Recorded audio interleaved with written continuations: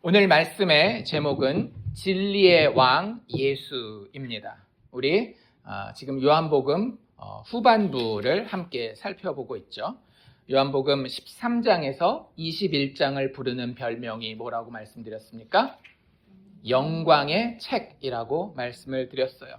앞부분은 예수님이 베푸신 7가지 기적을 이렇게 모아놓아서 기적의 책 혹은 표적의 책이라고 이렇게 불리운다라고 말씀을 드렸고, 요한복음 13장부터는 예수님의 최후의 만찬, 세족식, 그리고 다락방 강화 이런 것들로 시작하여서 결국에는 예수님이 붙잡혀 가시고 십자가에 못 박히시고 죽으시고 다시 살아나시는 1년의 예수님의 마지막 며칠을 기록한 책이라고 말씀드렸습니다. 그리고 그 책을 영광의 책이라고 부르는 이유는 왕의 승리와 영광에 대한 기록이고 증언이기 때문이라고 말씀드렸어요. 세상의 시각과는 완전 다르다라고 말씀드렸죠. 세상은 적과 싸우다 죽으면 어떻게 되는 거예요? 승리가 아니라 패배입니다. 영광이 아니라 치욕이라고 하는 거죠. 하지만 예수님은 계속해서 제자들에게 뭐라고 말씀하고 계시는가 하면, 아버지여 나에게 영광을 주옵소서. 얘들아 내가 아버지로부터 영광을 받을 것이다 라고 이야기를 하면서 어디를 향해 저벅저벅 걸어가셨는가 하면 십자가를 향해서 한 걸음씩 한 걸음씩 절대 물러서지 아니하시고 걸어가시는 모습을 우리가 보았었습니다. 그래서 지난주 지지난주 18장을 계속 살펴봤었는데요. 18장이 시작되면 예수님이 겟세마네 동산에서 붙잡혀 가시는 그런 이야기가 나와 있었죠. 그래서 베드로가 칼을 빼가지고 예수님 붙잡으러 온 사람들 막아보려고 했지만 힘이 부족해서가 아니라 예수님의 뜻 자체가 뭐였기 때문에 붙잡혀 가셔서 십자가에 죽는 것이었기 때문에 결국은 예수님은 제일 처음에 붙잡혀 간 곳이 어디였는가 하면 그 당시에 대제사장들의 대제사장이었었던 안나스라고 하는 자에게 먼저 끌려갔었던 것을 보게 되었습니다. 그리고 지난주에 어떤 장면을 보았는가 하면 그 안나스에게 잡혀갔을 때에 2명의 제자가 쫓아갔었죠. 누구랑 누가 쫓아갔어요? 베드로와 요한이 쫓아갔었습니다. 그래서 그 중에 누구의 이야기에 초점을 맞췄었는가 하면 베드로의 이야기에 초점을 맞췄었어요. 그래서 베드로가 잘했기 때문에 초점이 맞춰진 게 아니라 베드로가 예수님을 3번이나 부인하는 모습을 우리가 보게 되었습니다. 그리고 예수님의 3번 부인하는 모습, 예수님을 베드로가 3번 부인하는 모습이 한 번에 쭉 나와 있지 않고 어떻게 나와 있다라 그랬어요? 한 번 부인하고 예수님 이야기가 나오고 나중에 2번, 3번 부인하는 이야기가 나와서 중간에 베드로 부인하는 이야기 중간에 무슨 얘기가 나온다라 그랬는가 하면 예수님이 심판받는, 신문받는 그런 이야기가 나와 있다라고 말씀드렸습니다. 그 장면 우리가 짧게만 살펴봤지만 그 장면에서 예수님은 어떠셨어요? 자신이 아버지께로부터 받아온 그 교훈, 우리가 흔히 이야기하는 예수 복음의 진리에 대해서 그들이 압박하면서 부인하기를 바랬거나 아니면 부끄러워하기를 바랬지만 당당하게 자신의 교훈을, 복음의 진리를 부인하지 않고 그 자리를 지키심으로써 계속해서 십자가를 향해 신실하게 나아가시는 예수님의 모습을 우리가 보았었습니다. 오늘 본문은 이제 예수님이 빌라도라고 하는 사람에게 끌려가시는 그런 장면이에요. 우리가 28절에 이렇게 읽었었죠. 그들이 예수를 가야바에게서 관정으로 끌고 가니, 관정이 뭐냐 하면 그 당시에 공식, 정식, 로마가 인정하는 재판정이라고 생각하시면 됩니다. 이게 관청할 때 관자인데 정은 이제 재판정하는 그런 정자라고 보시면 될 것 같은데 거기 이제 끌려가는 거예요. 로마의 그 공식적인 어떤 행정 절차가, 법적인 절차가 벌어지는 그런 곳입니다. 거기에 누가 있었는가 하면 29절 처음에 보면 그러므로 빌라도가 밖으로 나가서 그들을 만났다, 그들에게 말하였다 이렇게 이야기를 하고 있습니다. 그림을 간단하게 그려드리면 예수님을 밤 늦게 붙잡았잖아요. 기억나시죠? 기드론 시내 건너서 겟세마네 가시는 그 장면이 아주 캄캄한 밤이었단 말이에요. 거의 자정어간 앞뒤로 이렇게 시간이 예측되는 그런 장면이었는데 거기서도 예수님이 제자들과 요한복음엔 나와 있지 않지만 겟세마네 기도를 했단 말이죠. 그 겟세마네 기도에서 3명의 제자만 특별히 더 데려가서 따로 기도를 하신단 말이에요. 누구였죠? 베드로와 야고보와 요한입니다. 요한복음에는 안 나와 있지만 다른 복음서들을 보면 베드로와 야고보와 요한을 따로 좀 더 떨어진 곳으로 데려가서 겟세마네 동산에서도 특별히 예수님 기도하시고 예수님이 그 셋에게 뭐라고 부탁해요? 너희도 깨어 기도하라 라고 얘기해요. 근데 기도하려고 자리는 잡았어요. 그 다음에 어떻게 됐어요? 잤어요. 꼭 누구 얘기 같아요? 우리 얘기 같지 않나요? 네, 기도하다가 잤단 말이에요. 얼마나 있었길래 도대체 잤을까요? 예수님이 갔다 와서 이렇게 얘기를 하십니다. 정확하게 거기 나와 있는 표현이 뭐냐면 너희가 1시간도 나랑 깨어서 기도 못하겠니? 1시간도 기도 못하고 기도하다 조는 거야? 라고 얘기를 하신 거예요. 물론 이제 이렇게 비꼬듯이 얘기하진 않으셨겠지만 정말로 안타까워서. 왜냐하면 예수님 자신을 위해서 기도하는 것도 있었지만 결국에 그 누구들을 위해서 기도하라는 거였어요. 너희들 스스로에게 기도가 너무너무 필요하다. 1시간도 깨어서 기도 못하겠니? 나랑 같이? 난 너를 위해서 기도하는데 너희들도 너희 스스로를 위해서 기도해야 될 거 아니야 라고 이야기를 해요. 그러기를 몇 번을 해요? 3번을 한단 말이에요. 그러니 시간이 상당히 많이 지나서야 예수님이 붙잡히셨다라는 것을 우리가 예측할 수 있겠죠. 제가 그 겟세마네 기도가 요한복음에 안 나와 있음에도 불구하고 지금 언급을 드리는 이유는 시간이 그만큼 오래됐다라고 하는 거예요. 아주 밤 늦은 시간, 이제 새벽 아주 깊은 시간이 된 그런 시간이었다라는 거예요. 그때 붙잡혀서 어디로 갔는가 하면 안나스라고 하는 그 당시에 대제사장들보다도 더 위에 있는 실세에게 붙잡혀 가요.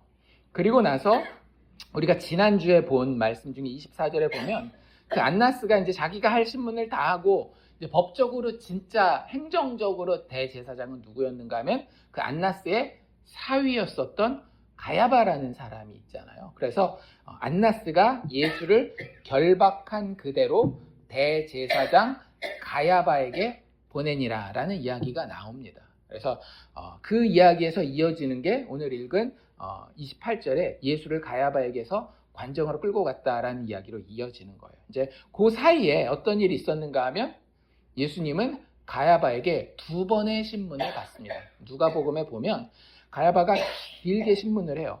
예수님의 그 대제사장의 종 중에 하나는 예수님의 뺨도 때리고 막 이래가면서 예수님을 길게 신문합니다. 그리고 이제 그 결정이 어떻게 결정이 나는가 하면 예수 너는 신성 모독이니까 사형이라고 자기네들 나름대로 불법적으로 사형 언도는 재판 자체도 마찬가지지만 특별히 사형 언도는 잘못된 판결이 나오면 사형은 되돌이킬 수 있어요, 없어요?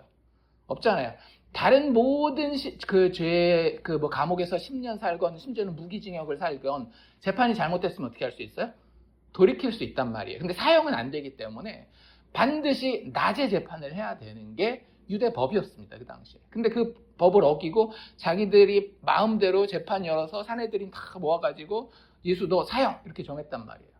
그게 자기네들 찔리니까 재판을 다 마치고 난 다음에 누가복음에 보면 뭐라고 나와 있는가 하면 새벽 딱 되기 직전에 아주 이른 새벽에 정식으로 해 떴다 다시 한번 재판하자. 이게 우리 불법 아니고 합법이니까 다시 한번 재판하자 해가지고 가야바와 그 사내들인 공회가 모여서 다시 한번 예수님의 사형을 확정을 합니다.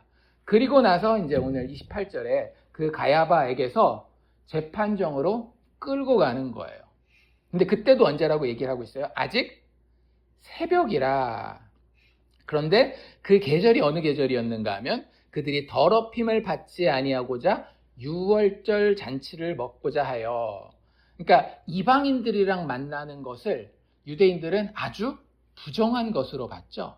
그러니까 세상 법정에 나아가면 누구를 만나야 돼요? 그 당시 유대인들은 로마인들, 이방인들을 만나야 되는 거예요. 근데 당장 내일 모레면 유월절 절기란 말이죠. 우리가 흔히 이야기하는 부활절 절기랑 거의 겹칩니다. 봄이에요. 3월 말에서 4월 초 정도 되거든요.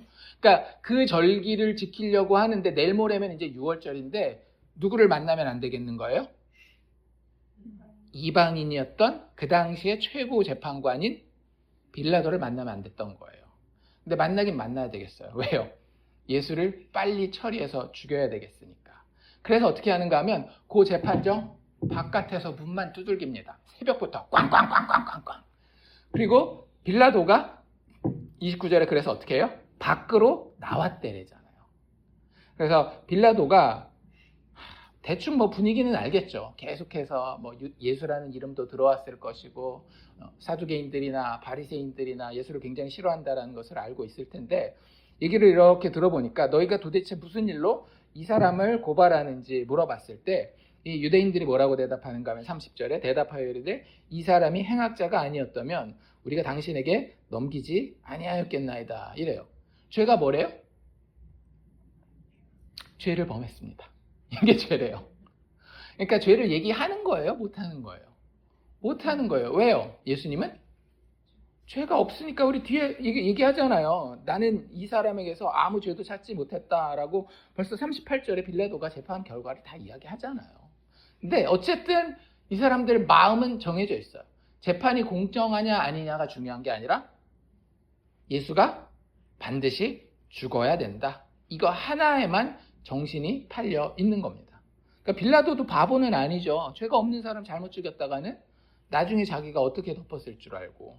그래서 31절에 빌라도가 뭐라 그래요? 너희가 그를 데려다가 너희 법대로 재판해라. 니들 법 우리가 어느 정도는 인정해 주잖아. 유대법 중에 상당히 많은 법은 로마에서 인정해 주니까 데려다가 너희들끼리 재판해라고 이야기를 하고 있는 겁니다. 그랬더니 유대인들이 뭐라 그래요? 우리에게는 사람을 죽이는 권한이 없나이다 라고 얘기를 해요. 그러니까 이때가 딱 어떤 때였는가 하면 로마로부터 하도 로마가 다스리는 이 속국들에서 별의별 일이 다 일어나니까 사형은 니들 맘대로 안 돼. 사형을 시키려면 집행하려면 반드시 중앙정부 즉 로마 제국의 허락을 받아야 돼라고 하는 그런 토고령이 선포된 상태예요. 그러니까 그런 것들을 알고 있었기 때문에 유대인이 우리에게는 사람을 죽이는 권한이 없나이다 라고 이야기를 합니다. 근데 재밌는 건 뭐냐면요. 유대인들이 그래서 정말 사형 집행을 자기들끼리 합니까? 안 합니까? 해요. 로마가 이렇게까지 했는데도 사실은 지들끼리 다 알아서 없앨 애들은 싹 다 없애요. 가장 대표적인 예가 누구예요? 여기서 몇 장 더 넘어가면 사도행전에 누구 이야기 나옵니까? 스데반 집사님 이야기 나오잖아요. 스데반 죽일 때 로마 법정에 가서 이 사람 죽여도 됩니까? 안 됩니까? 물어봐요? 안 물어봐요? 안 물어봐요. 그냥 지들끼리 열받아가지고 옷 딱 벗어지키고 그 옷을 맡아뒀던 사람이 누구예요? 바울, 그 당시에 사울이었었던 사람. 사울의 발 앞에 옷을 내려놓고 바로 그 자리에서 돌로 쳐서 스데반을 죽였단 말이에요. 근데 여기서 좀 이상하다라는 걸 느끼셔야 되는 거예요. 왜?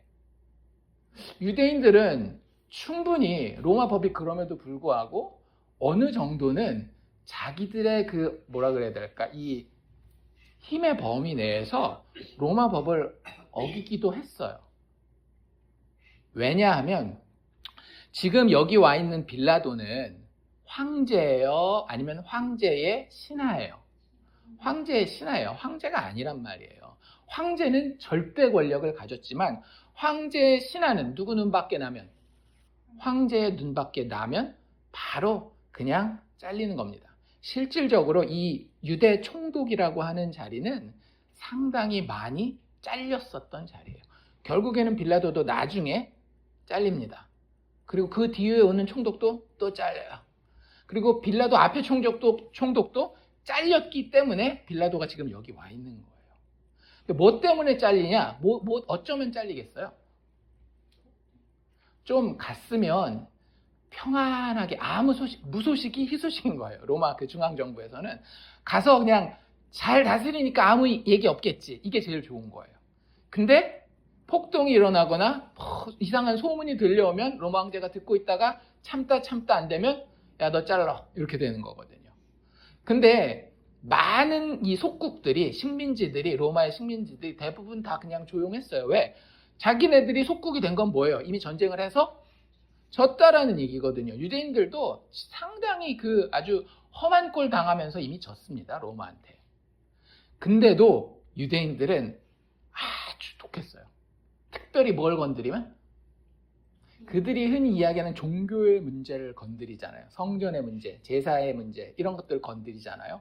그러면 그냥 막 대놓고 반란을 일으키고 막 이랬습니다. 그래서 빌라도도 그걸 잘 알고 있었기 때문에 상당히 조심하고 있고, 유대인들은 또 그걸 잘 알기 때문에 그걸 이용해 먹는 거예요. 너 여기서 우리 마음대로 안 하면 폭동을 일으킨다? 아니면 아까 스데반 같은 경우는 우리가 죽였는데 뭐 어쩔래?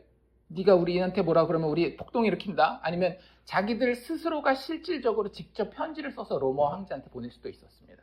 그래서 그 편지 때문에 잘리는 총독들도 꽤 있었어요. 우리 평안하게 살려고 그러는데 이 사람이 황제 당신의 뜻을 대변하지 않고 우리에게 폭정을 가하고 있습니다.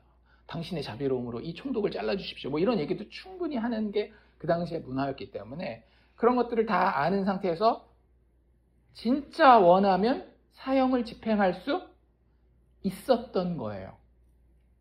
그럼 물어봅시다.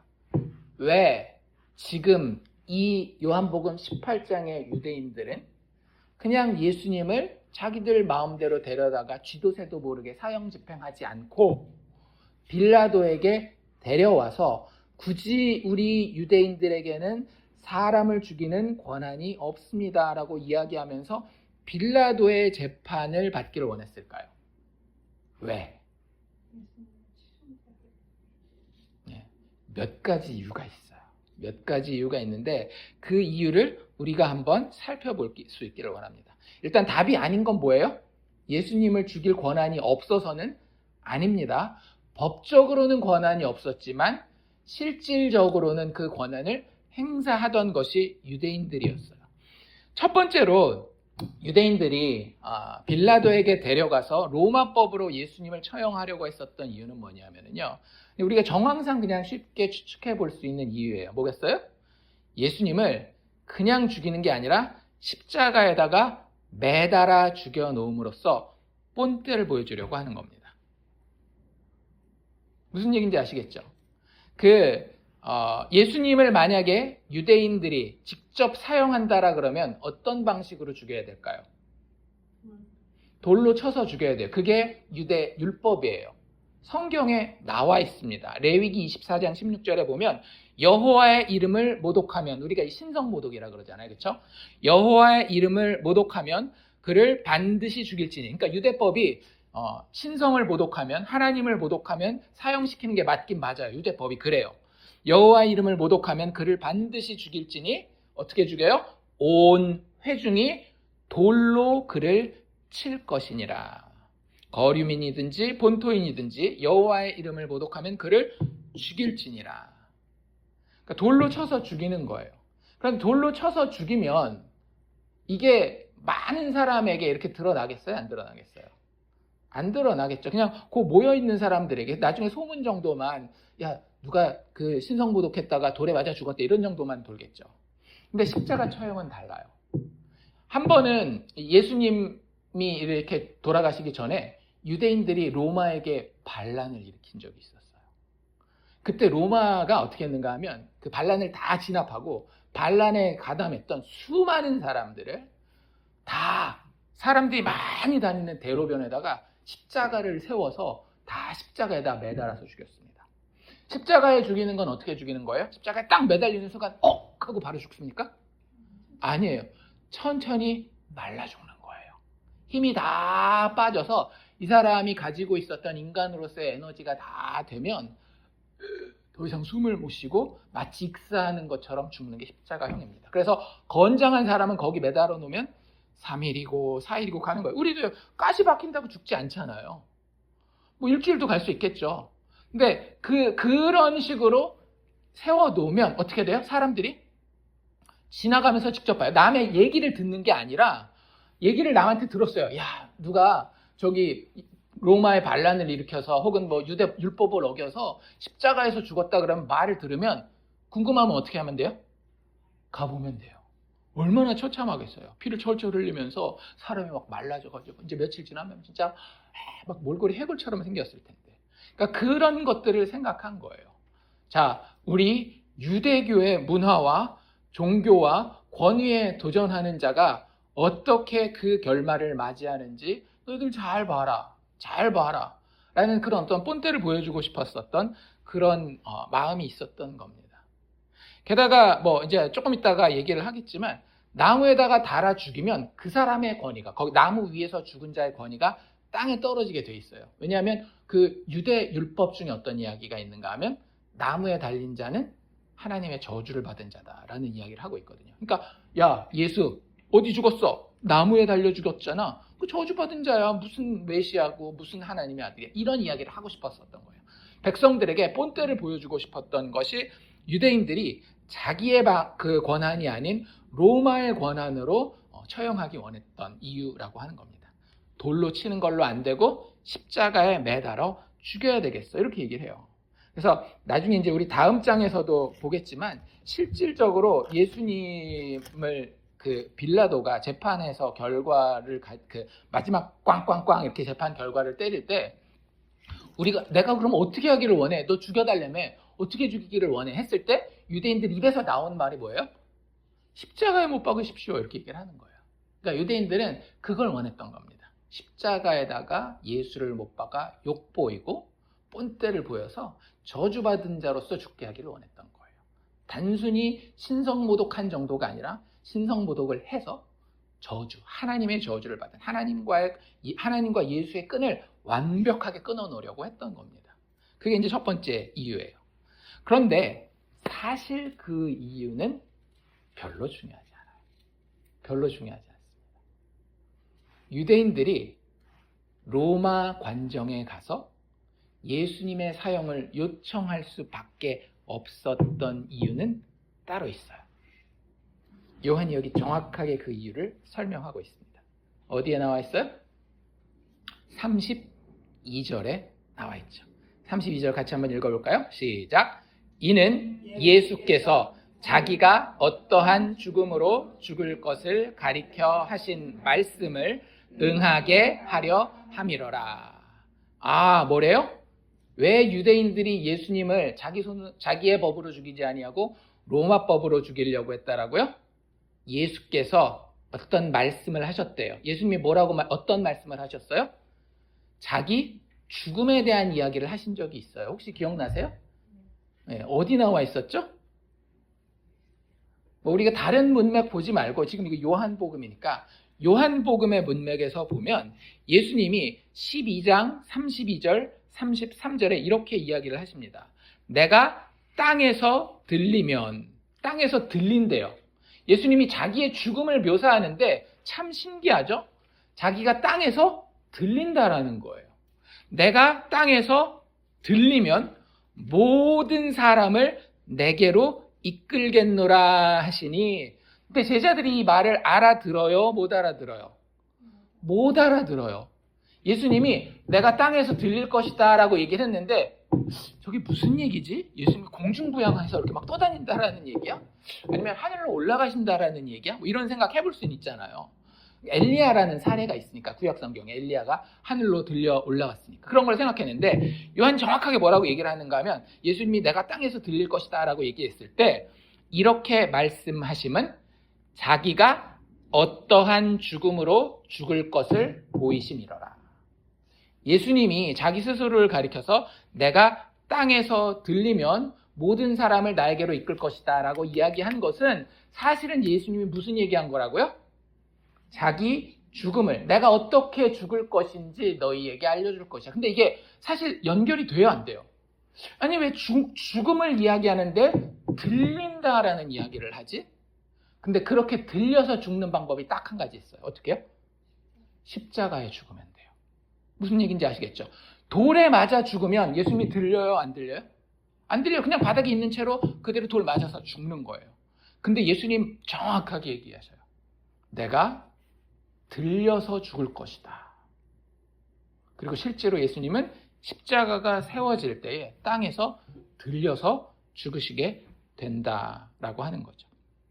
즉 유대인들이 사실은 자기네가 머리를 써서 자기네가 원하는 방식으로 예수님을 죽인다라고 생각했지만 사실은 이거 누구의 계획대로 흘러가고 있는 거예요? 하나님의 계획대로, 예수님의 주권대로 흘러가고 있다고 하는 거예요. 예수님이 십자가에 죽을 수밖에 없었던, 유대 관정이 아닌 로마 관정에서 심판받아 죽을 수밖에 없었던 이유는 예수님의 말씀이 성취되도록 하기 위해서 그래요. 하나님의 말씀은요, 권위가 있습니다. 하나도 땅에 떨어져서 그냥 없어지는 게 없어요.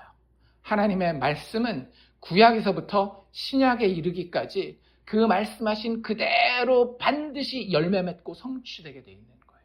예수님이 하신 말씀도 지금 여기 그대로 이루어지기 위해서 유대인들은 자기도 모르는 사이에 예수님의 말씀이 성취되는 데에 기여하고 있다라고 하는 겁니다.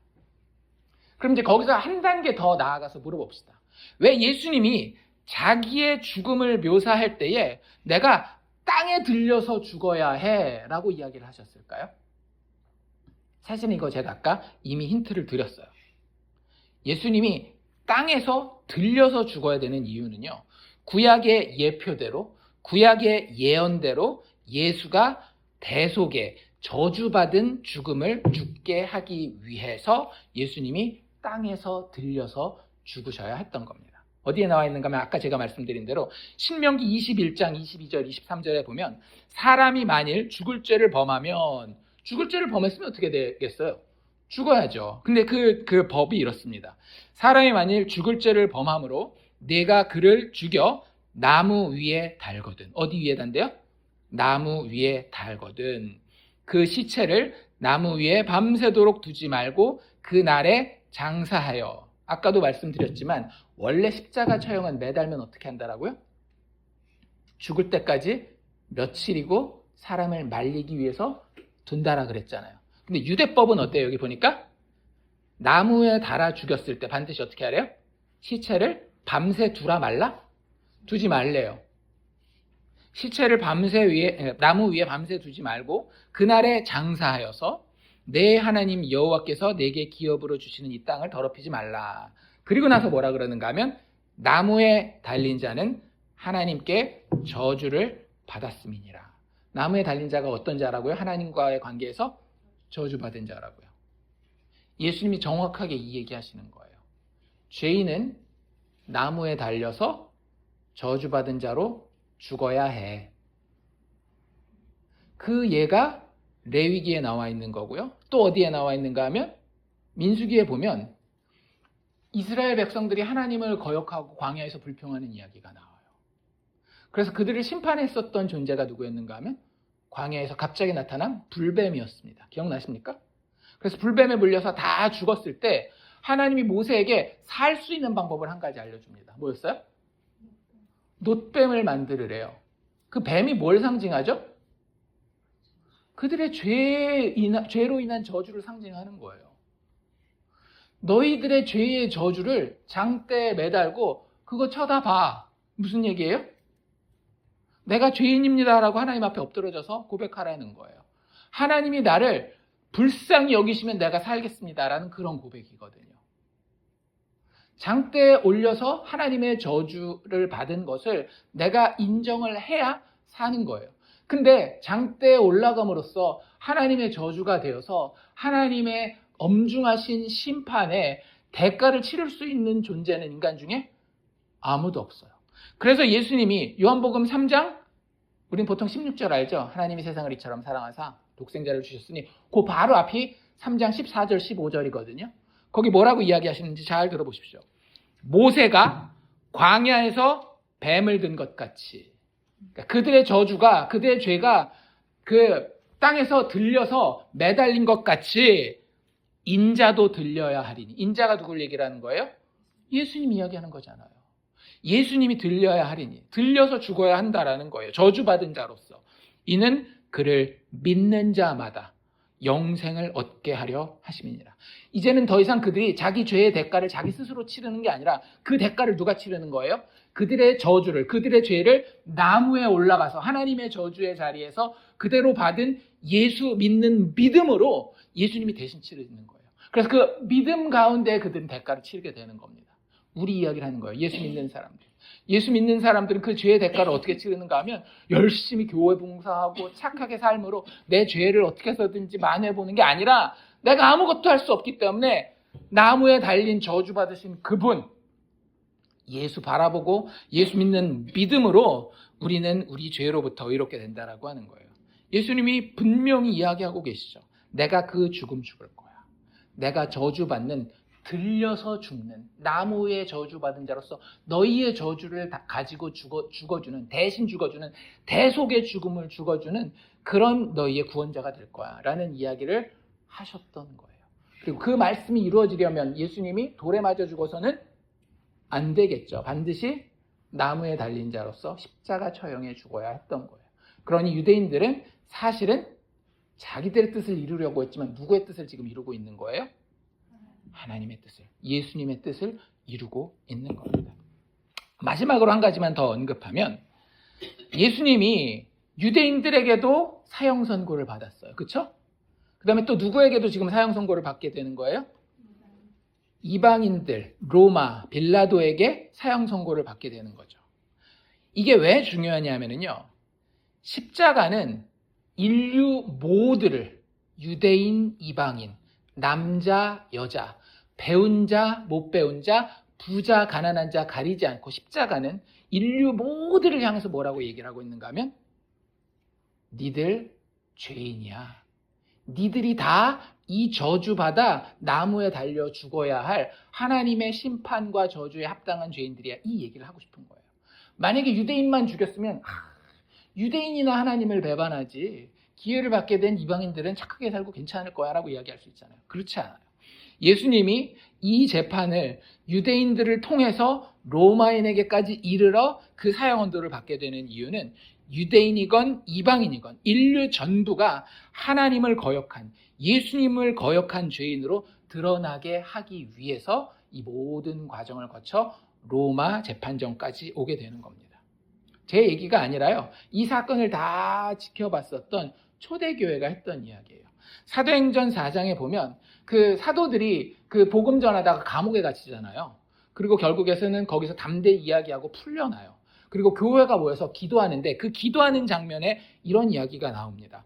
또 주의 종 우리 조상 다윗의 입을 통하여 성령으로 말씀하시기를, 기도하는 가운데에 다윗의 시편을 인용하는 거예요. 사도행전 4장에서 뭐라고 인용하느냐? 어찌하여 열방이 분노하며 족속들이 허사를 경영하는고 세상의 군왕들이 나서며 관리들이 함께 모여 주와 그의 그리스도를 대적하는도다. 세상은 하나님을 좋아해요, 안 좋아해요? 좋아하지 않아요. 예수님을 받아들여요, 안 받아들여요? 자연적인 인간은, 자연적인 세상은 예수님을 좋아하지 않아요. 그가 나에게 순종을 요구했을 때 나는 나의 의면 됩니다 라고 자꾸 내 자랑하고 있지, 예수님이 너는 그냥 거저 받아 라고 이야기하는 거 좋아하지 않아요. 자기 자존심 때문에. 그런데 그들이 모여서 주와 그의 그리스도를 대적한다라는 거예요.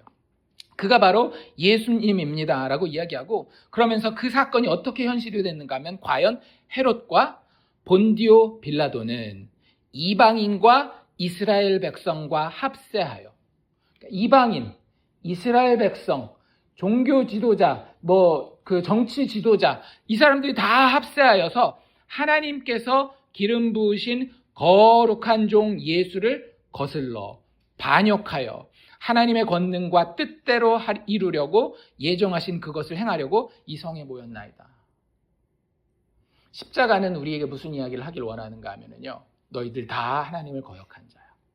한 명도 상관없이 너희가 목사의 아들로 태어났다 할지라도 아무리 온 마을이 다 예수 믿는 교회 다니는 그런 마을에서 태어났다 할지라도 너는 태어날 때부터 하나님의 대적자야라고 정확하게 십자가는 이야기하고 있는 거예요. 그리고 그렇게 하나님의 심판을 정확하게 선포하기 위해서 예수는 다른 죽음이 아닌 십자가의 죽음을 죽어야 했던 겁니다.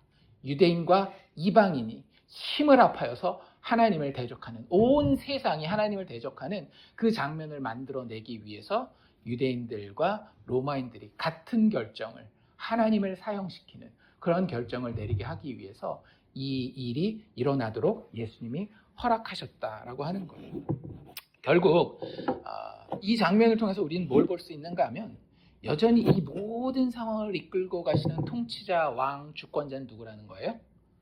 하나님, 예수님이라고 하는 거예요. 예수께서 우리의 통치자요, 왕으로서 주권적으로 상황을 이끌고 가시는 것이 보입니다. 예수님은 한마디도 안 해요. 그렇잖아요. 28절에서 32절까지 예수님 한마디도 안 하셔요. 근데 모든 상황은 누가 이끌고 가셔요? 예수님이 이끌고 가셔요. 우리 인생도 똑같은 겁니다. 우리의 인생도 예수님이 때로는 내 기도에 응답도 안 하는 것 같고 대꾸도 안 하는 것 같지만 하나님의 백성들의 인생뿐만 아니라 모든 세상의 역사를 누가 주관하여서 왕으로 이끌고 가시고 계시는 거예요? 예수께서. 예수가 우리 왕이라는 거예요. 그 모습이 진짜 면면이 여기 드러나서 보이고 있는 겁니다.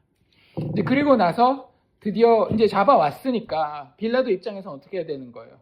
니들이 원해?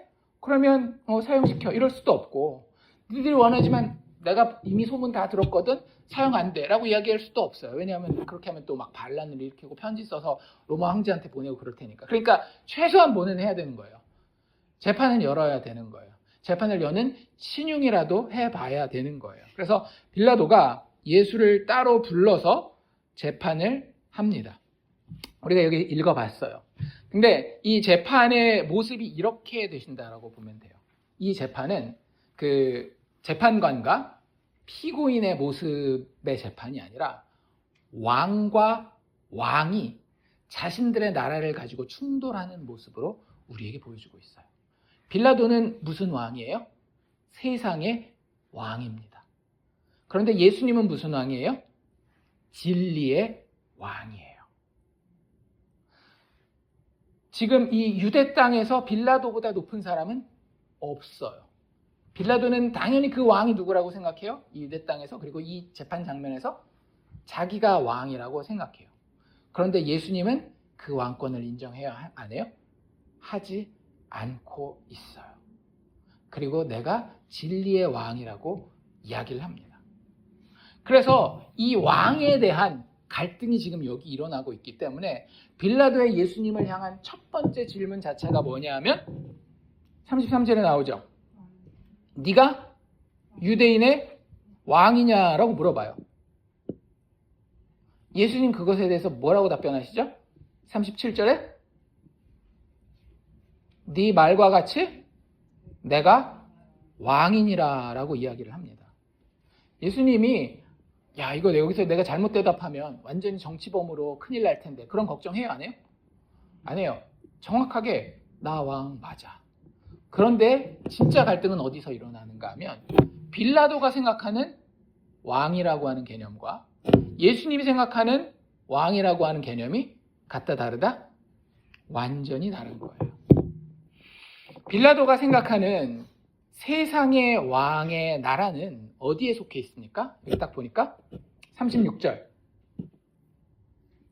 내 나라는 이 세상에 속한 것이 아니니라. 만일 내 나라가 이 세상에 속한 것이었더라면 내 종들이 싸워 나로 유대인들에게 넘겨지지 않게 하였으리라. 이제 내 나라는 여기 속한 것이 아니니라. 예수님의 나라와 지금 예수님이 설명하는 이 예수님의 나라와 반대로 세상 나라는 어디에 속해 있대요? 이 세상에 속해 있다라고 하는 겁니다. 반대로 진리의 왕의 나라, 즉 예수님의 나라는 어디에 속해 있지 않대요? 이 세상에 속해 있지 않대요. 이게 도대체 무슨 얘기입니까? 그래, 네 나라는 이 세상에 속해 있을지 모르겠지만 내 나라는 이 세상에 속해 있지 않아 라고 이야기하는 거. 무슨 뜻일까요?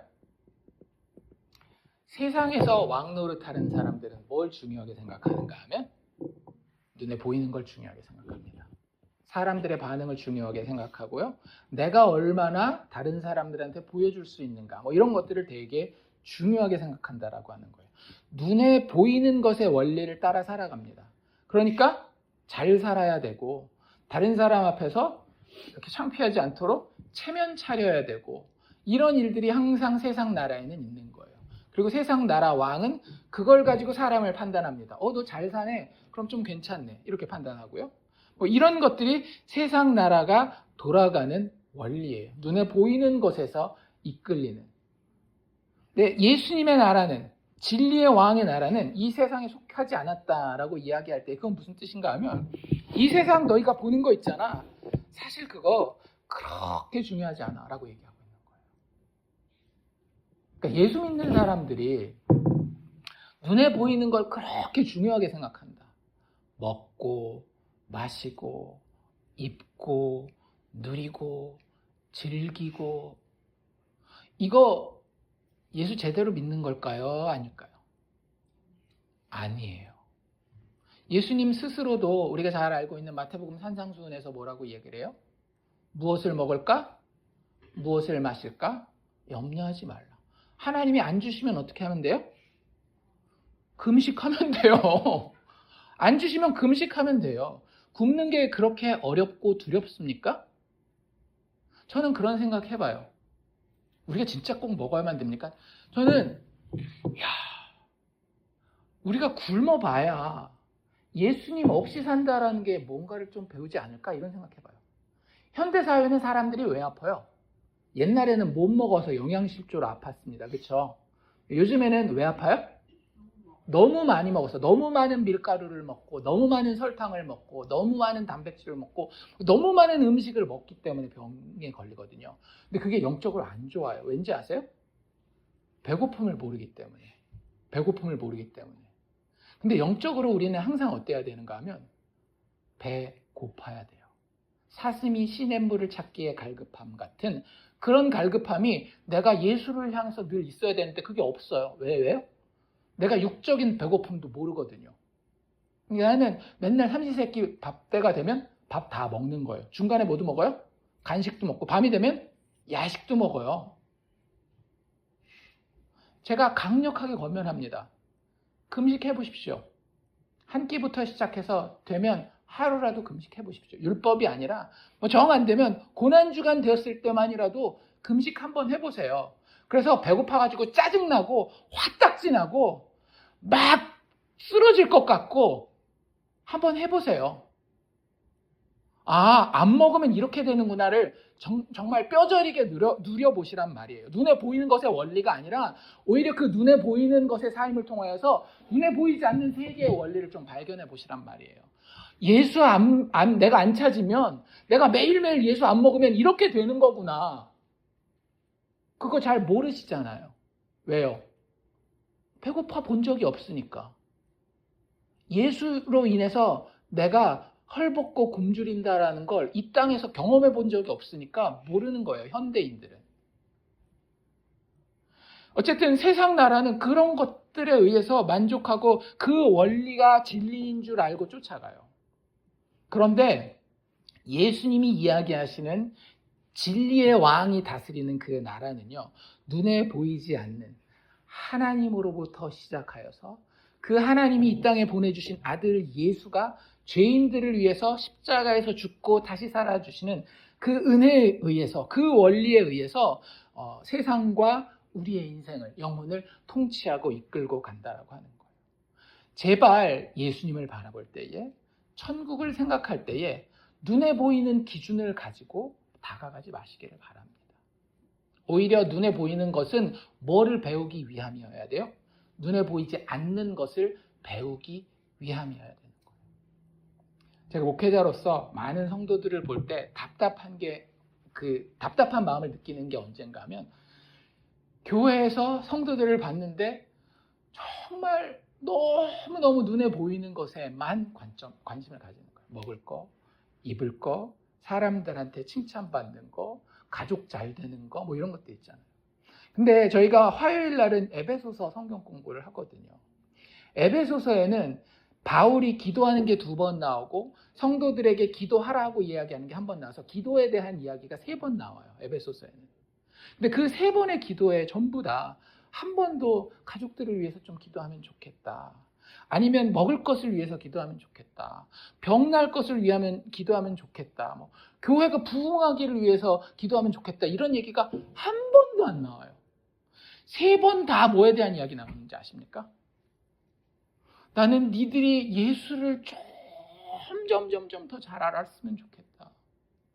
예수의 그 은혜, 그 복음 진리의 깊이와 높이와 길이가 어떤 것을 정말 그 충만한 데까지 좀 알면 좋겠다. 그것만 기도해요, 사도 바울이. 에베소 교인들을 놓고. 세상 사람들은 보이는 걸 놓고 기도하고 심지어는 교회 안에서도 보이는 것만 가지고 기도하잖아요. 근데 그게 아니라 진짜 이 왕이, 세상에 속하지 않은 이 나라를 다스리는 왕이 자기의 군주가 된 사람들은요, 이 왕이 가진 관점을 가지고 보이지 않는 예수님이 이야기하신 하나님 아버지의 거룩하심과 그 앞에 의롭게 되는 그 복음의 이야기를 가지고 마음 가운데 새기고 그 원리를 따라서 생각하고 판단하고 신앙생활을 한다라고 하는 거예요. 그게 첫 번째 차이인 겁니다. 빌라도와 예수의 차이. 두 번째 차이는 뭐냐면요, 세상의 왕은 자기네 나라를 어떻게 지킬까요? 싸움으로 지켜요. 여기 뭐라 그랬어요? 내 나라가 이 세상에 속한 것이었다면 내 종들이 싸워서 나로 유대인들에게 넘기지 않게 하였으리라. 만약에 세상 나라였으면 세상 나라는 어떻게 한다라는 거예요? 그 나라를 지키기 위해서 싸운다라고 하는 거죠. 근데 진리의 왕의 나라는 그 나라를 어떻게 지킬까요? 지금 빌라도의 생각에서는 예수님이 자기 나라 지키려면 싸워야 되는 거예요. 근데 예수님은 실제로 싸우지 않고 뭐 하고 있어요? 죽으러 가고 있잖아요. 즉 진리의 왕이 다스리는 나라는요, 대속의 죽음으로 자기의 나라를 지킵니다. 이게 조금 어려울 수 있기 때문에 제가 설명을 해드릴게요. 세상 나라는 자기를 지키는데 제일 중요한 게 뭐냐면 힘이에요. 그렇지 않겠어요? 국제 정세에서도 자기 나라의 이렇게 이익을 잘 도모하려면 어떻게 해야 돼요? 힘이 있어야 돼요. 무역을 하건 아니면 실제 무기를 들고 전쟁을 하건 힘이 있어야 자기 나라를 지킬 수 있는 거예요. 역사를 보면 힘없는 나라는 항상 속국이 됐거나 손해를 봤습니다. 지금도 그 원리는 변하지 않고 있어요. 그게 뭐 왕정을 하느니 민주주의를 하느니 공산주의를 하느니 이거 상관없이 그냥 정치 체제는 어디 가면 시대와 사람들의 어떤 유행에 따라서 조금 달라지는 거지, 그냥 역사의 일관적인 원리는 뭐냐면요, 힘이 있으면 다스리고 이익 보고 힘이 없으면 다스림 받고 손해 본다라고 하는 거예요. 그래서 세상 나라는 반드시 힘의 원리에 의해서 돌아가고 그 힘이 가장 중요합니다. 그런데 예수님은 그 힘을 그렇게 막 강조해요, 안 해요? 안 해요. 예수님에게 그 힘이 있었습니까? 없었습니까? 있었어요. 여기서 이야기하는 내 종들이 싸워서 나로 유대인들에게 넘겨지지 않게 하리였으리라 할 때 이 종들은 누구를 얘기를 하는가 하면 1차적으로는 물론 예수님의 12제자를 이야기를 할 수 있겠죠. 근데 이미 12제자들은 어떻게 됐어요? 다 도망갔단 말이에요. 베드로는 그 자리에서 3번이나 부인했고, 사실 여기서 이야기하는, 예수님이 이야기하는 자기 종들은 누굴 얘기를 하는가 하면 천사들을 이야기를 하는 거예요. 천사들이 와서 싸우면 유대인이 됐건 로마 군대가 됐건 게임이 되겠어요, 안 되겠어요? 안 돼요. 예수님에게는 분명하게 힘이 있었습니다. 그런데 예수님은 자신의 나라를 그 힘으로 지켜요? 그렇지 않아요? 힘으로 지키지 않아요. 예수님은 자기 나라를 어떻게 지키는가 하면 십자가를 향해 걸어가심으로 지키십니다. 왜 십자가를 향해 가셨죠? 예수님이 심심해서? 십자가가 어떤 건지 한번 체험해 볼까? 그래서 가신 거예요? 아니에요. 예수님도 육신을 가진 상태에서 십자가를 경험하는 것이 얼마나 힘든 것인지 알고 있었기 때문에 겟세마네 기도가 그렇게 간절했던 겁니다. 그럼에도 불구하고 예수님이 그 십자가로 가는 이유는 뭐냐면요, 내가 누군가를 위해서 대신 죽기 원했기 때문에 그런 거예요. 내가 저 자격 없는 죄인들이지만 저들을 사랑하기에, 13장 1절 기억나십니까? 이 땅에서 자기 사람들을 사랑하시되 끝까지 사랑하시니라. 그 사랑을 실천하심으로 자신의 나라를 지키는 겁니다. 예를 들자면 누군가가 나라를 세웠어요. 그러면 일단 자기밖에 없잖아요. 자기하고 자기 주변에 몇몇 그 신복들밖에 없을 거 아니에요. 그 나라가 힘이 있고 강성해지려면 어떻게 해야 돼요? 옆에 있는 사람들을 힘으로 굴복시켜야죠. 너 내 백성에 칼을 맞을래? 아니면은 나한테 세금 내고 굴복할래? 힘으로 그 사람들을 정복해요. 그게 그 나라가 자기 나라를 확장하고 지키는 방법이라고 제가 계속 말씀드렸잖아요. 세상 나라가. 그런데 예수님의 나라는 어떻게 하는가 하면 너 나의 대적이야. 그리고 너 나와 함께 하기에는 아무 자격이 없어. 하지만 너 내가 영원 전부터 알고 있었고 너를 사랑하기로 정했어. 그렇기 때문에 내가 너를 위해서 죽어줄 거야. 네가 마땅히 치러야 하는 그 저주의 죽음의 대가를 내가 대신 십자가에서 죽어줌으로 치르고 말 거야. 나는 너를 살려내고야 말 거야. 난 너를 사랑하거든. 그래서 세상의 나라는 힘이 가장 중요하지만 진리의 왕이 다스리시는 하나님의 나라는 사랑이 가장 중요합니다. 사랑은 뭐예요? 그 사람을 위해서 내가 대신 희생을 치르고 그 사람을 살려내는 것이 사랑입니다. 내가 손해보는 것을 감수하고 그 사람을 높이고 그 사람을 기쁘고 즐겁게 만드는 것이 사랑이에요. 예수님은 지금 그 나라를 지키고 있는 거예요. 무슨 얘기인지 아시겠어요? 왜 예수님 자기 나라를 안 지키고 있지? 이렇게 생각하신다라고 하면 큰 착각입니다. 우리가 생각하는 나라를 지키는 것은 힘을 가지고 지키는 거지만 예수님이 생각하는 나라는 사랑을 가지고 지키는 거예요. 혹시 그 우화 기억나십니까? 바람이랑 햇님이랑 싸움한 거요? 어떤 나그네가 코트를 입고 가는데 그 코트를 벗길 수 있는지 없는지 한번 내기를 하잖아요. 누가 먼저 시도하는가 하면 바람이 먼저 시도하죠. 내가 저 나그네의 코트를 반드시 벗겨내고야 말겠어 하면서 어떻게 해요? 힘으로 바람을 쫙 불지만 그럴수록 어떻게 해요? 다 꽁꽁 여면 내가 날아가는 한이 있더라도 이 코트는 안 벗을 거야. 이러고 있단 말이에요. 세상 나라는 그렇게 해서 안 벗어? 그럼 내가 그 코트를 갈갈이 찢어서라도 너한테서 꼭 벗겨내고야 말겠어. 그래서 그렇게 그 사람의 그 상태를 자기 나라로 가져오는 게 세상의 나라의 원리예요. 그런데 예수님의 나라는 어떤 나라예요? 햇빛처럼 햇빛을 쫙 쬐니까 어때요? 뜨끈뜨끈하고 덥고 기분도 좋잖아요. 어떻게 해요? 기분 좋게 저고리를 다 벗어제낍니다. 예수님이 이야기하는 나라가 그 얘기라는 거예요. 그 나라는 오로지 뭐로만 가능한 거예요? 예수님의 십자가 사랑으로만 가능한 거예요. 이해가 되세요? 우리는 너무 세상에 찌들어 있어요. 그래서 하나님의 나라, 이 진리의 왕 예수의 나라도 내가 노력하고 나의 힘을 어떻게 해서든지 나의 종교적인 힘 있잖아요. 아니면 나의 도덕적인 힘 있잖아요. 아니면 나의 경제적인 힘 있잖아요. 그런 걸 가지고 하나님 앞에서 나를 증명해서 그 나라를 지키고 나도 그 나라에 포함되려고 한단 말이에요. 근데 예수님 그렇게 얘기하지 않으셔요. 야, 그 나라는 니들 힘 하나도 필요 없이 내가 다 이룰 건데 어떻게 이룰 건지 내가 보여줄게.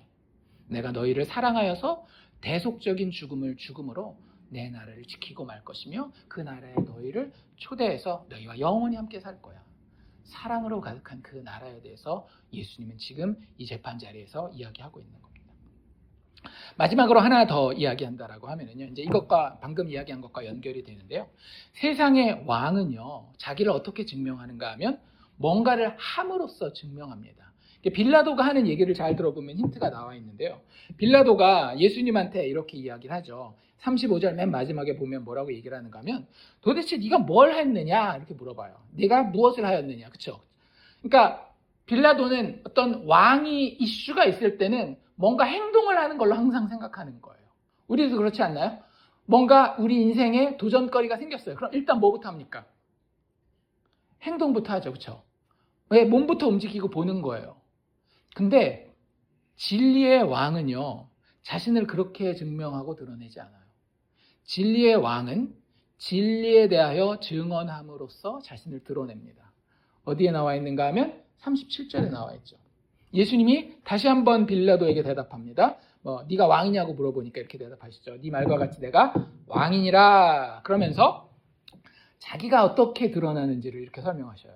내가 이를 위하여 태어났으며 이를 위하여 세상에 왔나니. 자, 무엇을 위하여 태어났고 무엇을 위하여 세상에 왔는가? 곧 진리에 대하여 증언하려 함이로라. 진리의 왕은 자기를 어떻게 증명해요? 진리에 대해서 증언함으로. 이게 어떤 차이를 만들어내는가 하면은요, 세상은 끝없이 자기의 성취와 자기의 자랑을 추구합니다. 그렇잖아요. 커리어, 내 경력이 얼마나 더 좋을까? 그 다음 단계가 뭐야 될까? 그 다음 단계가 뭐야 될까? 계속해서 자기의 성취와 자기의 자랑을 추구하고요. 그게 끝이 없어요. 어떤 분들이 그런 얘기를 하더라고요. 이제 요즘에는 이제 그 하도 이제 정보가 많이 개방돼 있으니까 돈 많이 버는 사람들을 이렇게 사귀어본 한 그 유명한 사람이 이런 이야기를 하더라고요. 돈 많은 사람들이 자기도 이제 돈을 많이 벌어본 사람이에요. 처음에는 한 달에 한 5,000불만 벌면 참 좋겠다라고 생각했는데 5,000불을 열심히 노력했더니 벌어지더래요. 그럼 이 정도면 내가 충분히 만족하고 살 수 있다라고 생각을 했는데 처음에는 5,000불을 벌어보니까 눈에 뭐가 보이는가 하면 야, 요거 요렇게 하면 10,000불이 벌리겠는데 라는 생각이 드는 거예요. 한 달에. 그럼 그 다음에는 그걸 이제 나 5,000불에 만족하고 있지 않고 어떻게 하는 거예요? 10,000불을 버는 더 열심히 노력하는 삶을 삽니다. 근데 10,000불을 막상 벌고 나면 더 많은 게 보이는 거예요. 저것도 하고 저것도 하고 저것도 하면 내가 한 달에 10만 불 벌 수 있겠다. 이런 게 보인대요. 그러면서 자기가 돈 많은 사람들이랑 교제하면서 결국에 깨달은 게 뭐냐면 그 재벌 2세들, 3세들이 회사 그 경영하잖아요. 얼마나 머리 아프고 할 일도 많고 어려서부터 막 후계자 수업 받으려면 막 외국어 공부해야 되고 막 이래야 돼요. 근데 그럼에도 불구하고 그걸 하는 이유는 뭐냐면요. 그게 그 사람들에게는 게임이라고 하는 거예요. 게임. 인생을 사는데 자기를 증명하고 자기에게 즐거움을 가져다 주는 게 뭐냐면 끝없는 자기 성취와 끝없는 자기 자랑이라고 하는 거죠. 그래서 자기 비슷한 사람들을 만났을 때 야, 네가 이게 운영하는 회사가 몇 개야? 나는 2개 정도. 그거 되겠어. 난 5개 정도 운영하는데 뭐 자회사랑 합치면 한 10개 가까이 되고 뭐 이런 이야기를 하고 싶은 거예요. 세상 왕은요. 그것으로 자기를 증명합니다.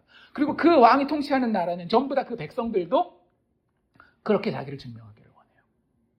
그런데 진리의 왕의 나라는요. 그 왕 자체가 자신을 어떻게 증명하는가 하면 진리가 뭐야 라고 이야기함으로써 자신의 자리에 대해서, 자신의 정체성에 대해서 그냥 드러냅니다.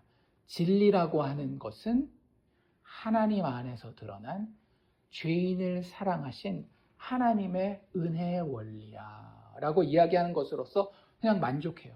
그것을 이야기함으로 끝이에요. 막 더 뭔가를 보탤 필요가 전혀 없어요. 잘 생각해 보세요. 우리가 뭔가 이 팀이랑 일을 하기로 했어요. 뭔가 재밌는 일을 하기로 했는데 처음에 막 계획을 세웠습니다. 근데 처음 계획대로 마지막 그림이 나오는 경우가 사실은 별로 없어요. 왠지 아세요? 막 뭔가를 하다 보면 새로운 아이디어가 막 떠오르거든요. 근데 이 나라는 그렇지 않아요. 그냥 처음에 정해진 하나님의 아이디어가 있습니다. 하나님의 계획이 있어요. 어떤 계획이었어요? 자격 없는 죄인을 위해서 하나님이 희생하심으로 그 죄인들을 언제 어디서나 영원히 당신의 자녀로 당신의 백성으로 품어주는 것이 첫 번째 유일한 영원한 아이디어였어요. 그걸로 끝이에요. 그러니까 예수님이 그 나라의 진리의 왕으로 오셨을 때는 딱 와보니까 야, 사두개인들은 이런 부분이 안 되겠는데 바리새인들은 이런 부분이 안 되겠는데 여기 로마 이방인들은 이런 부분이 안 되겠는데 라는 부분을 새로 걱정할 필요가 없어요. 더 이상 내가 새롭게 뭘 막 창출해서 할 게 아무것도 없는 거예요. 이미 하나님의 계획 자체가 처음부터 끝까지 진리로서 너무나 완전하고 순결하고 영광스럽고 능력 있는 거예요. 그래서 그냥 뭐 하면 되는 거예요? 그 진리를 말하면 되는 거예요. 그리고 그 진리 자체가 자기예요. 그래서 자기 계시로 만족하는 것이 진리의 왕이라고 하는 겁니다. 그래서 이 진리에 대해서 우리가 좀 생각해 볼 필요가 있어요. 도대체 진리가 뭐길래 예수님이 곧 진리에 대하여 내가 증언하러 이 땅에 왔느니라 라고 이야기하는지 좀 고민을 해보셨는지 모르겠어요. 빌라도는 살짝 고민해 봅니다. 그렇죠? 예수님이 그 얘기를 하시니까 빌라도가 당장 뭐라고 얘기를 해요? 진리가 뭐냐라고 물어보잖아요. 그렇죠? 진리가 뭐냐라고 물어봐요. 근데 빌라도는 그 답을 기다릴 만한 마음의 여유도 없었고 사실은 큰 관심도 없었어요. 어쩌면 이 말은 예수님이 진린다. 진리기 좀 그만해. 진리가 도대체 뭐길래 너 진리 하다가 지금 사형당해서 죽게 생겼잖아. 어쩌면 이런 그 자조적이고 뭐라 그래야 될까 그 비꼬는 그런 말일 수도 있어요. 그런데 예수님에게는 아니에요. 예수님에게는 진리 자체가 자신의 정체성이며 자신이 반드시 드러내고 증언해야 될 것이다. 똑같은 질문, 빌라도가 했던 질문 우리도 해봐야 되지 않겠어요? 진리가 뭡니까? 정답부터 말씀드리면 진리는 예수님이에요. 진리가 뭐라고요? 예수님이라고요. 그 나라의 왕은 내가 예수야, 내가 너희의 구원자야 라고 이야기하는 걸로 게임이 끝난다라는 거예요. 그게 실질적으로 요한복음에 계속 나와 있습니다. 진리라는 단어를 마태, 마가, 누가복음은 한 번도 쓰지 않아요. 한 번씩 쓰는데 하나님이 진리를 아시니 선생님이 진리를 아시니 이런 문맥에서 한 번 딱 그냥 비꼬는 의미에서 쓰고 말지 나머지 진리라는 표현은 다 어디 나오는가 하면 사복음서 중에는 요한복음에만 나옵니다. 그리고 그 요한복음에서 진리를 쓸 때마다 문맥의 대부분이 사실은 그 진리가 누구를 얘기하는 거냐면 예수님을 이야기하는 거예요. 제가 말씀드릴까요? 요한복음 1장 14절 말씀이 육신이 돼요. 말씀이 육신이 된 거 누구 얘기하는 거예요? 예수님 얘기하는 거죠. 말씀이 육신이 되어 우리 가운데 거하심에 우리가 그의 영광을 보니 아버지의 독생자의 영광이요 은혜와 진리가 충만하더라. 예수님이 오셨는데 예수님이 뭐로 충만한 거예요? 진리로 충만한 거예요. 은혜와 진리로 충만한 거예요. 진리 자체가 누구예요? 예수라는 얘기예요. 5장 33절도 너희가 요한에게 사람을 보내매 요한이 여기서 요한은 사도 요한이 아니라 그 세례 요한입니다. 세례 요한에게 이 사람들이 궁금한 거 가면 물어보잖아요. 그래서 너희가 요한에게 사람을 보내매 요한이 진리에 대하여 증언하였으니 세례 요한이 평생 했었던 사역이 뭐였어요? 예수님에 대해서 증언하는 거였어요. 근데 그 예수라는 말 대신 진리에 대하여 증언하였느니라 라고 이야기하고 있고요. 8장 32절 진리를 알지니 진리가 너희를 자유롭게 하리라. 그 진리가 예수님을 가리키는 겁니다. 8장 문맥에서 보면 이 진리에 대해서 아버지가 나를 보내셨고 내가 그 진리로서 아버지의 대리자로서 이 모든 것을 인간 죄인의 구원의 사역을 감당하는 거야. 근데 그 진리는 내가 너희를 자유롭게 할 거야. 예수를 알기만 하면, 진리를 알기만 하면. 14장 6절에서 예수께서 이르시되 내가 곧 길이요 진리요 생명이니 나로 말미암지 않고는 아버지께로 올 자가 없느니라. 예수님 스스로 분명히 얘기하잖아요. 내가 뭐라? 진리라. 내가 진리라. 내가 진리라. 17장 17절에도 그들을 진리로 거룩하게 하옵소서. 예수님을 통해서 우리가 칭의라고 하는 걸 받게 된다라 그랬잖아요. 아버지의 말씀은 진리니이다. 말씀, 로고스. 이 요한복음 문맥에서 말씀은 누구를 가리키는 거예요? 예수님. 예수님이 진리이니라. 예수님이 그 얘기하는 거예요. 지금 우리 문맥으로 다시 돌아와서 이야기를 하면 내가 이를 위하여 태어났으며 이를 위하여 세상에 왔나니 곧 진리에 대하여 나 자신에 대하여 증언하려 함이로라. 그 나라의 왕은 내가 누군지를 밝히는 것만으로 그 나라를 완성할 수 있는 분입니다. 무슨 얘기인지 아시겠죠? 뭔가 행동을 더하고 새로운 추가 계획을 더함으로써 그 나라를 더 풍요롭게 만들고 완성하는 게 아니라 이미 완성된 하나님의 나라의 계획과 능력이 있는 거예요. 십자가의 계획이 영원 전부터 있었던 거예요. 그래서 그것을 뭐 하기만 하면 돼요? 증언하기만 하면 돼요. 말로만 증언하는 게 아니라 예수님은 뭘 가지고도 증언하셨어요? 자신의 몸을 가지고도. 봐라 어떤 일이 벌어지는지. 하나님인 내가 너희를 위해 이 땅에 와서 죽고 다시 살아났을 때에 교회를 통하여 정말로 자격 없고 능력 없는 죄인들이 구원받는 것을 봐라. 내가 이야기한 그 진리가 사실이 아니더냐. 그래서 진리라고 하는 것은 은혜의 하나님이 사람으로 세상에 오셔서 태어나서 세상에 오셔서 죄인을 위해 죽어주심으로 그분을 믿는 자들 안에 그분의 은혜의 통치를 완성하시는 예수님 그 자체를 사실은 진리라고 이야기하고 있는 겁니다. 그래서 그 나라의 왕으로 그 진리의 왕으로 예수님은 자기 자신을 소개하고 있는 거예요. 죄인에게 필요한 왕은 그렇기 때문에 세상의 왕이 아니라 예수라고 하는 진리의 왕이라고 하는 겁니다. 근데 참 아이러니한 건 뭔지 아세요? 여기 본문의 마지막에 이렇게 끝나죠. 유대인들에게 나가서 나는 그에게서 아무 죄도 찾지 못하노라 라고 빌라도가 얘기하잖아요. 그렇죠? 그리고 나서 빌라도는 일단 죄가 없는 사람을 사형을 시키려니까 상당히 정치적으로 부담이 되는 거예요. 그래서 이렇게 얘기를 하죠. 6월절이면 내가 너희에게 한 사람을 놓아주는 전례가 있으니 그러면 너희는 내가 유대인의 왕을 너희에게 놓아주기를 원하느냐 하면서 야 내가 명절이 되면 특사 해가지고 한 명씩 풀어주잖아. 유대인의 왕 풀어줄까? 라고 물어보는 거예요. 근데 이 사람들이 뭐라고 대답합니까? 무리가? 그들이 소리질러 이르되 이 사람이 아니라 바라바라 하니, 거기다가 사도 요한이 해석을 붙이죠. 바라바가 누구예요? 바라바는 강도였더라. 정말 아이러니하게도 우리를 정말 살릴 수 있는 진리의 왕이신 예수는 배척하고 거절하고 오히려 강도 바라바를 원하는 무리의 모습을 보게 됩니다. 아유, 사람들이 왜 그래?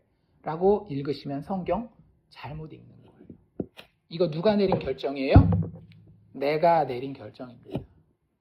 우리는 일상을 살아가면서 내가 인생의 왕이니 또 다른 왕, 예수, 진리의 왕이신 예수를 허용할 수 없기에, 수용할 수 없기에 우리의 일상에서 매일매일 예수를 거절하고, 그게 바라바가 됐건 강도가 되었건 종교적인 거룩함 척하는 그 자리가 되었건 우리는 그걸 오히려 택한다라고 하는 거죠. 그저 예수 앞에 바짝 엎드려서 당신이 왕이니 나는 아무것도 없는 자입니다. 그저 순종하겠습니다.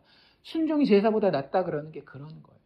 예수가 왕이기 때문에 더 이상 내 것을 자랑하지 아니하고 그분이 말씀하시는 대로, 그분이 증언하시는 그대로 내가 당신 믿고 사랑하기를 원합니다. 그것마저도 내 힘으로 안 되니 당신의 성령을 통하여서 내 마음이 당신 정말로 믿고 사랑하고 더 알아갈 수 있도록 도와주시옵소서라고 바라는 게 우리의 믿음의 고백이어야 할 줄로 믿습니다.